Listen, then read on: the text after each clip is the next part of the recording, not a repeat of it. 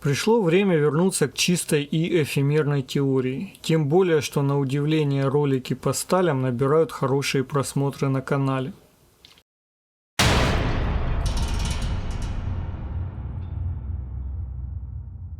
До этого мы уже рассмотрели стали в ножах, с которых стоит начать знакомство с миром ножей, и те стали, которые лучше не выбирать. Для лучшего понимания графиков рекомендую посмотреть те ролики. Также на канале уже есть ролик о американских сталях. И теперь логично пришло время рассмотреть японские стали. Благодаря голливудским фильмам и малом количестве информации о японской металлургии, в умах большинства словосочетание «японская сталь» обретает практически магический символизм. Но мы не металлурги и в нюансах сталеварения разбираемся слабо.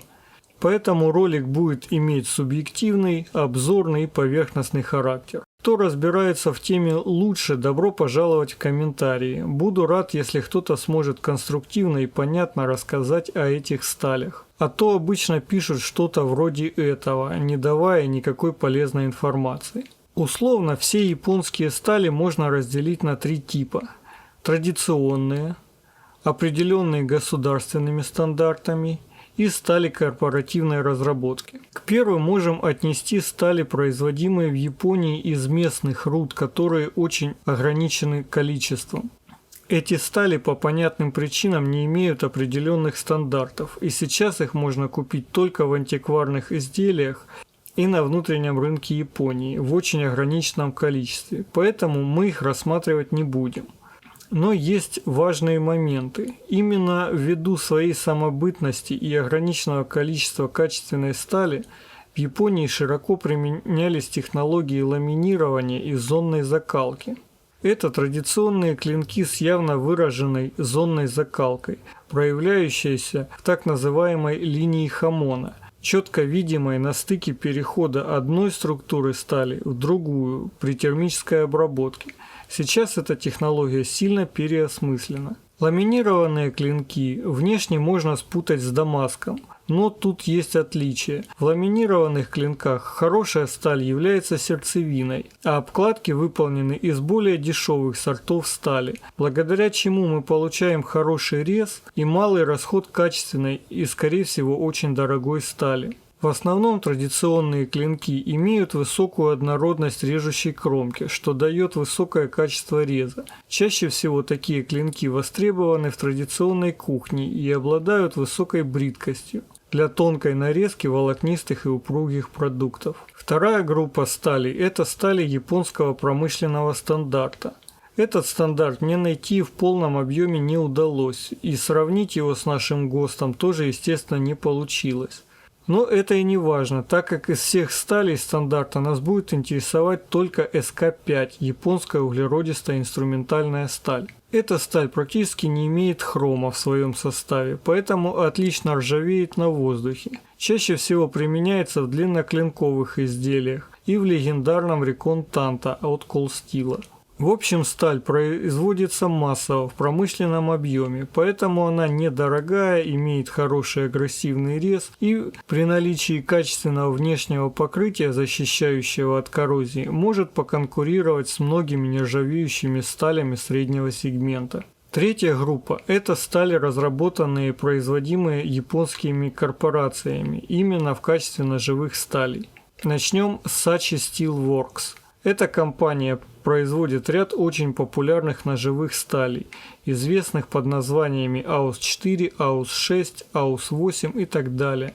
Данные по стали AUS-8 в графиках могут немного отличаться от данных, приведенных в прошлых роликах, так как, изучив стандарты этих сталей и границы допустимых погрешностей, я немного перерасчитал среднее значение содержания элементов в сталях. Все стали линейки AUS обладают одинаковым набором легирующих элементов с небольшим количественным отличием. Стали AUS-4 и AUS-6 очень похожи, отличаются только содержанием углерода в своем составе. Эти стали нержавеющие и по своему составу похожи на американские стали 400 серии. Они подойдут для простых ножей нетребовательной работы, Низкое содержание углерода в составе не позволит им иметь хорошее удержание режущей кромки, и к покупке я такие ножи не рекомендовал бы. Сталь АУС-8 – самая популярная на данный момент сталь, возможно, одна из самых сбалансированных ножевых сталей.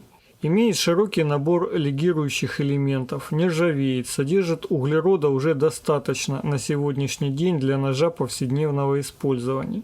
Сталь очень популярная и имеет своего китайского клона 8 хром-14 молибден ванадий. Поэтому недобросовестные производители могут в маркетинговых целях брендировать свои клинки надписью АУС-8 вместо своего китайского аналога. Но насколько это плохо или хорошо, судить можно только по итогам использования таких ножей. Сталь АУС-10 по набору элементов повторяет сталь АУС-8, но содержит больше углерода, что значительно повышает износостойкость и ряд других полезных свойств ножа. Железка действительно классная, неприхотливая и надежная, применяется в основном компанией Colsteel. Вообще, стали с содержанием углерода в 1 и более процентов очень хорошо проявляют себя в работе, и на эту цифру стоит обращать внимание. Также встречаются еще стали с литерой А в конце, но это означает не уменьшенное количество примесей и повышенное качество, как в ГОСТе, а означает повышенное содержание углерода, примерно на 0,2%.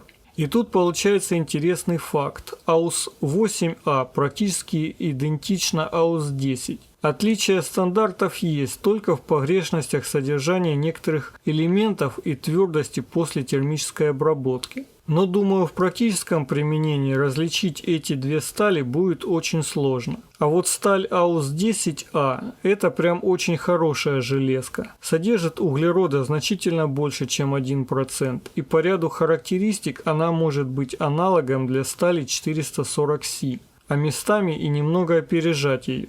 На рынке ножи из этой стали представлены в основном компанией Colsteel в предтоповом сегменте.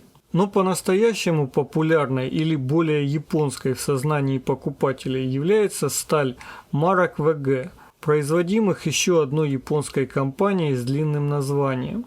Информации по данным сталям немного, а сайт компании мало помог мне в поиске подробного описания. Как показала практика, я не силен в иностранных языках, да и с русским тоже проблемы имеются. Стали ВГ-2 и ВГ-1 достаточно неплохие по набору элементов, но сейчас уже практически не встречаются в продаже. А вот сталь ВГ-10 уже очень интересная, в первую очередь потому, что сталь содержит достойный набор всех необходимых элементов. Углерода, как самого важного элемента, имеется 1%, что по нашим временам хороший результат. А еще содержит целых 1,5% кобальта, который улучшает сталь в области ударной прочности и износостойкости. Кобальт не часто встречается в ножевых сталях, чем вызывает дополнительный интерес к этой железке. Твердость клинков из этой стали уже переваливает за 60 единиц. Сталь ВГ-10 активно применяется в ножах как сама по себе, так и в ламинатах, дамасских обкладках и так далее.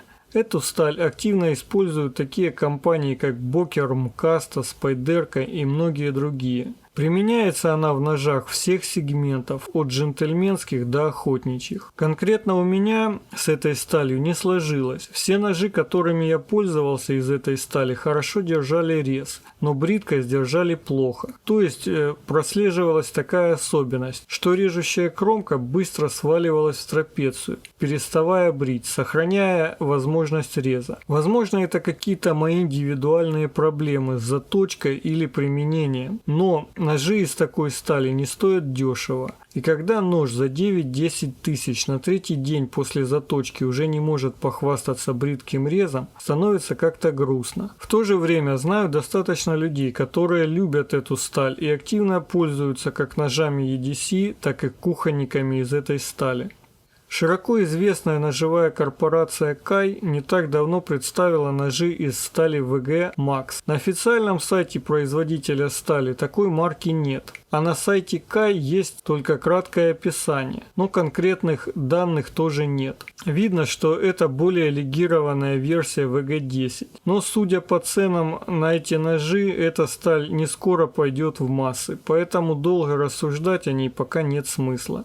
Подводя итог, японцы преуспели в ножевых сталях. Этому способствовали и традиции производства оружия, и высокая культура в производстве всего, что они делают. Сейчас Япония имеет с десяток специально разработанных ножевых сталей, перекрывающих широкий спектр задач. В то же время у японских сталей есть достаточно американских и европейских аналогов. Разобраться, есть ли у японских сталей принципиальные преимущества над сталями других стран, не получилось. Более того, содержание паразитных примесей серы и фосфора в японских сталях нельзя назвать чрезвычайно низким. Оно даже иногда больше, чем предписано отечественными и международными стандартами. Поэтому, что выбирать, решать вам. И в завершении спасибо тем, кто досмотрел ролик до конца. Лайки, подписка, ваше мнение в комментариях очень важны для меня. Также в описании почти ко всем